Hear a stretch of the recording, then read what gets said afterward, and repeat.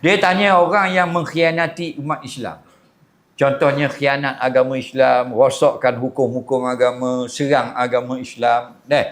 Kalau mati di mana kubur dia? Tengok. Hebat soalan. Budak je. Kenapa? Kerana benda ni banyak berlaku sekarang. Betul tak, Dek? Orang yang khianat agama ni ada dua. Satu kafir, satu fasik. Kalau orang setakat fasik saja, dia masih beriktikad bahawasanya agama yang benar itu Islam, Allah dan Rasul itulah yang Tuhan dan Rasul yang sebenar, dia masih mukmin yang asli. Kuburnya macam biasa. Yang kita bimbangnya, dia ni menyerang Islam, dia orang nifak, orang munafik. Orang munafik ni orang yang sudah kufur dalam hatinya kepada Islam. Dia rupa saja rupa Islam, nama saja Islam, tubuh badan seperti orang Islam, tapi kerjanya merosakkan Islam. Ini ramai wujud sekarang dalam negara umat Islam. Dia bercakap untuk lemahkan Islam.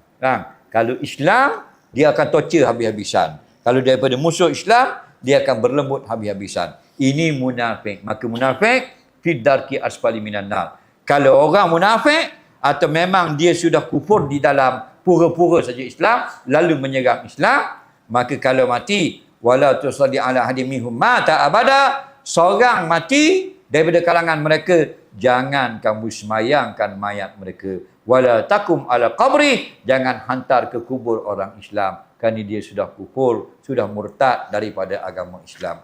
Wallahu a'lam. Terima kasih, Adik.